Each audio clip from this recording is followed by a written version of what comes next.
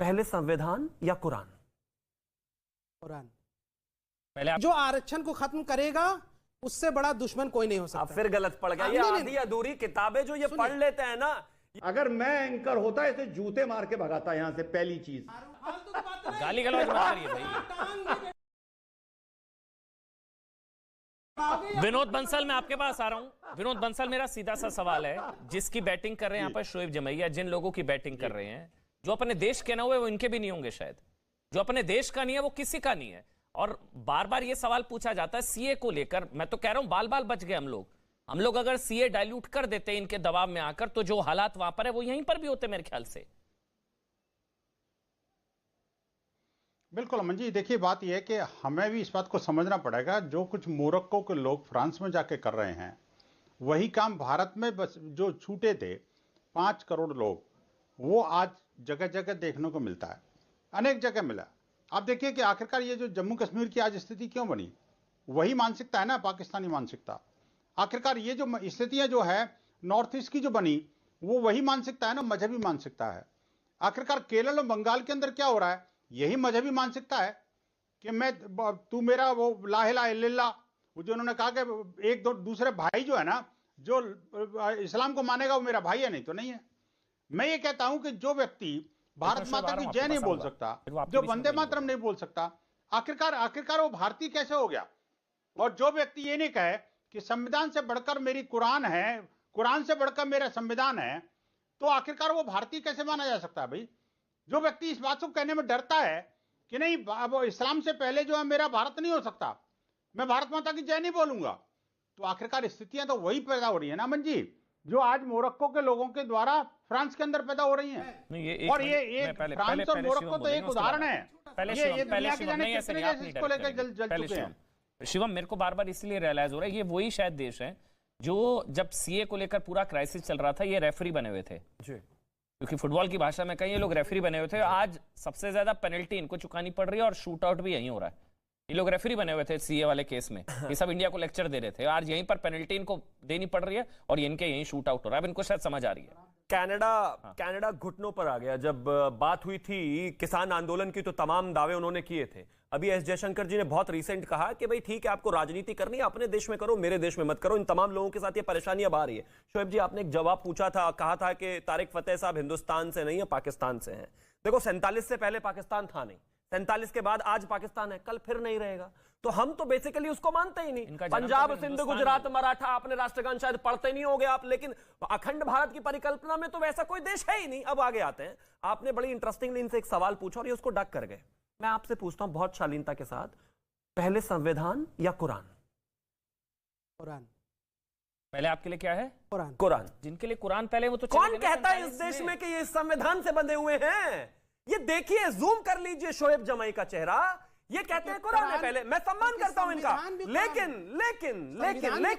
इस देश में जो परिकल्पना है संविधान के अंतर्गत, जाति धर्म संप्रदाय से अलग हटकर हम यहां पर हिंदुस्तानी हैं, वो ये नहीं है। आपके लिए संविधान सेकेंडरी है, मतलब सेकेंडरी है, ऑफ कोर्स, बड़ी चीज है भाई। और आप ये यही रियलिटी है। आप इनके देश कहिए, जाति कहिए, उधर उधर घुमाते रहेंगे। आप सीधा सवाल का जवाब 1 सेकंड में। इसका जवाब मैं दे दूं? इनको लगता है not fine, it is just not fine at all. मैंने तो बहुत डायरेक्ट कहा। डॉक्टर रिजवान आ रहा हूं, पहले शोएब बोल ले, उसके बाद आपके पास आऊंगा। तारिक फतेह साहब आपने पूछा, इसका जवाब मैं दे दूं? एक मिनट मैं आ रहा हूं। डॉक्टर रिजवान, पहले शोएब बोल ले, उसके बाद आपके पास आऊंगा। तारिक फतेह साहब आ रहा हूं, पहले शोएब आप बोलिए। कि कुरान मेरे लिए फर्स्ट मोस्ट, ठीक, मेरी जिंदगी को जीने के लिए, वे ऑफ लाइफ के लिए मेरे पास कुरान है, ठीक है ना? शोएब एक मिनट बोलिए, मैं एक चीज टोक दूं आपको। सेकुलर फैब्रिक है, कंट्री का फैब्रिक है। सुनिए, 47 में जिनके लिए धर्म पहले था उनकी ट्रेन चली गई, आपकी ट्रेन छूट गई। जिनके लिए धर्म पहले, अब आप बोलेंगे, अब आप बोलेंगे 10 सेकंड बाद आप बोलेंगे, मेरे सुन लीजिए।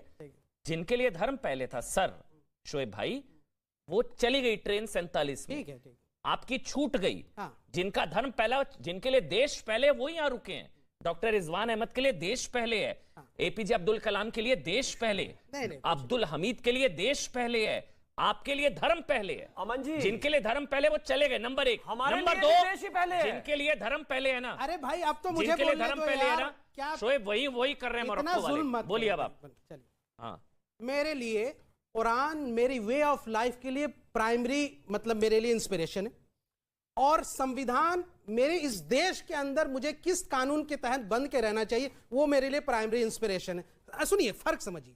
ये अब शिवम से मैं सवाल पूछता हूं। आपने कहा कि अंबेडकर, क्योंकि आपने ही पूछा ना कि अंबेडकर जी ने ये बातें कही, आपने बड़ा इंग्लिश में कहा। मैं आप अंबेडकर जी से इंस्पायर्ड है, जरा बताइए शिवम। अंबेडकर जी ने आरक्षण के ऊपर भी कहा था कि जो आरक्षण को खत्म करेगा उससे बड़ा दुश्मन कोई नहीं हो सकता। आप फिर गलत पढ़ गए। ये आधी अधूरी किताबें जो ये पढ़ लेते हैं ना, ये मैं एक चीज कहना चाहता हूं रिजवान जिनसे, इनसे मौलाना का टाइटल वापस लीजिए। उन्होंने बिल्कुल ऐसा नहीं कहा। नहीं, मैं जवाब कर दे रहा हूं सर, आप गलत बोल रहे हैं। मैं जवाब सुन लो। बाबा भीमराव अंबेडकर कोई आदमी न्यूज चैनल पर देश के संविधान के अंतर्गत आते हुए संविधान निर्माता कोई अगर गलत कोट करेगा तो डूब मरने जैसी बात है।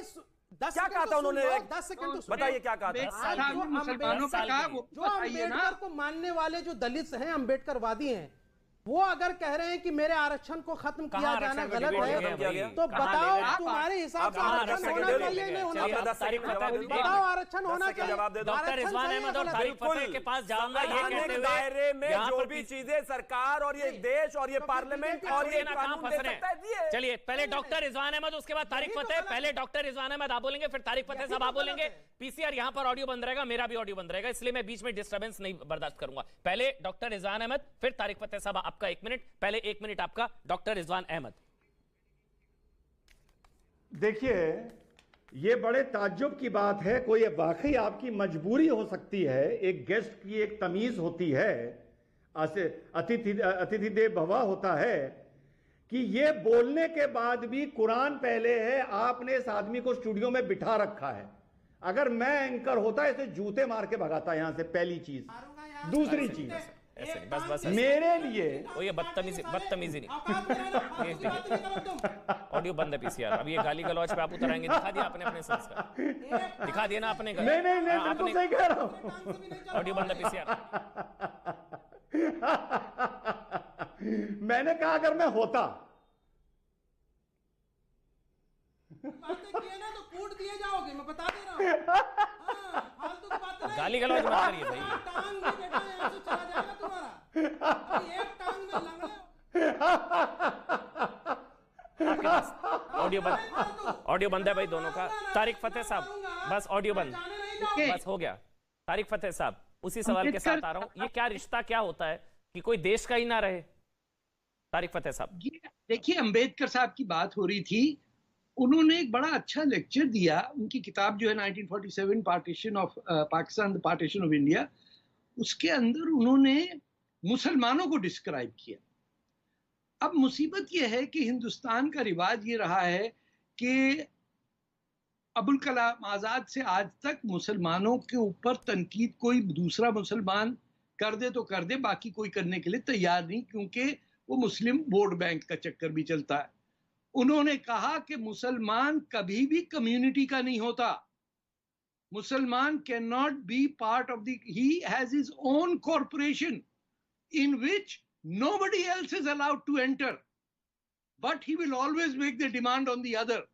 ये अंबेडकर साहब की अपनी किताब में लिखा हुआ है, ये कॉन्स्टिट्यूशन में हो ना हो। और उस शख्स को कॉन्स्टिट्यूशन की इजाजत दी गई जिसने अपना धर्म बदल दिया। भाई ये क्यों बोल रहे हैं बीच में? भाई मस्जिद नहीं है या चीखो मत। अच्छा, अब शुक्रिया शोएब जमाई, तारिक फतेह, विनोद बंसल आपका, डॉक्टर रिजवान अहमद आपका, शिवम आपका बहुत बहुत शुक्रिया। सौबात के एक बात।